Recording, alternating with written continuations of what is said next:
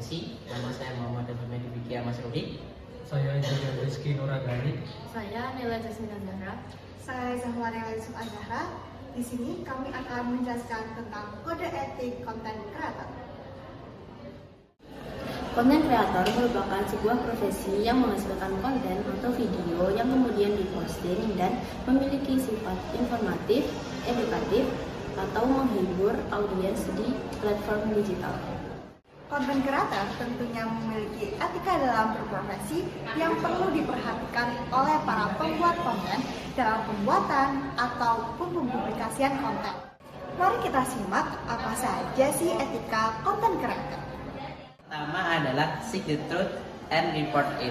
Itu merupakan salah satu hal yang paling utama yang perlu dimiliki oleh konten kreator, yang dimana konten kreator sebelum mempublikasikan suatu karya harus mencari tahu data secara faktual, jujur, ataupun referensi terkait. Karena jika tidak diverifikasi, maka akan dapat menimbulkan ketidaksesuaian berita atau karya yang dimana itu nanti akan menimbulkan hoax, dan konten kreator wajib mempertanggungjawabkan hal tersebut. Yang kedua adalah menghindari plagiarisme. Sebagai konten kreator tidak dianjurkan atau disarankan untuk menghindari pencomotan karya oleh orang lain atau memplagiasi karya orang lain. Namun jika tidak bisa dihindari memplagiarisme atau mencontek karya orang lain, maka untuk mempublikasikan hal tersebut, karya yang dicomot oleh konten kreator tersebut harus menyajikan sumber atau referensi terkait karya yang telah dicomot oleh konten kreator tersebut. Lalu yang selanjutnya adalah independensi, yang dimana konten kreator itu sebisa mungkin menghindari faktor-faktor eksternal seperti sponsor, iklan, maupun bahan-bahan politik, yang dimana konten kreator tersebut tidak akan berakibat seperti condong terhadap pihak-pihak tertentu. Yang keempat adalah menjaga identitas dari individu yang diwawancarai atau menghormati privasi individu yang ingin diberitakan. Nah, sebagai konten kreator, ketika ingin memberitakan suatu hal yang sensitif seperti tragedi atau bencana atau apapun itu, ketika ingin mempublikasikan dan ingin mewawancarai suatu individu, maka konten kreator tersebut harus menjaga privasi dan menghormati individu yang ingin diwawancarai tersebut untuk menghindari dampak-dampak negatif di kemudian hari yang bersangkutan dengan narasumber tersebut. Baik, yang kelima atau yang terakhir adalah akuntabilitas dan koreksi kesalahan.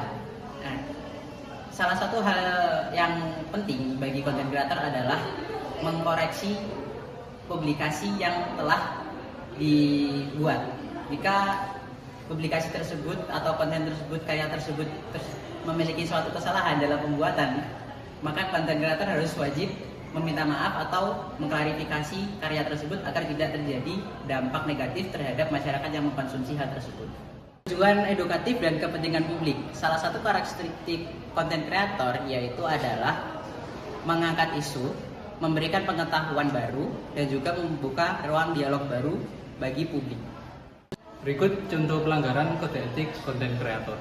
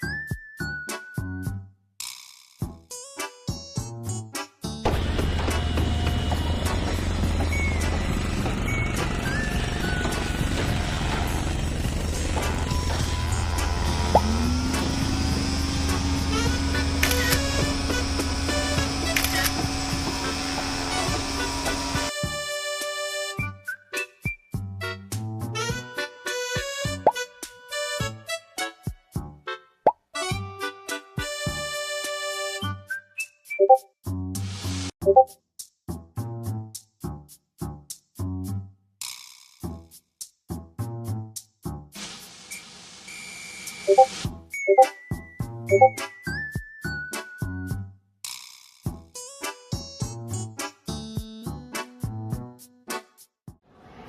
contoh pelanggaran kasus yang telah ditampilkan yaitu berupa animasi, perlu adanya solusi. Yaitu yang pertama, dengan mengutamakan kejujuran dan menghindari kecurangan. Selain itu, juga diperlukan tanggung jawab atas apa yang telah diambil dan menerapkan niat baik yang telah dibangun dengan cara yang baik juga. Dari kasus ini, kami mengambil teori tanggung jawab dari Immanuel Levinas. Pada kasus ini, dapat kita ketahui bahwasanya ada beberapa pihak yang merasa dirugikan dan tidak mendapatkan keadilan dari wajah yang telah diberikan. Contohnya seperti penyelenggara CLPT, peserta CLPT yang jujur, dan masyarakat umum lainnya. Dalam analisis Levinas memiliki keunikannya tersendiri, yaitu bahwasanya pembeli yang melakukan kecurangan tidak akan menggugurkan tanggung jawab etis si content creator. Ditambah, pelaku juga melakukan kekerasan fundamental dalam komunikasi yang bukan sekedar penipuan perdagangan, tetapi juga kemanusiaan orang lain.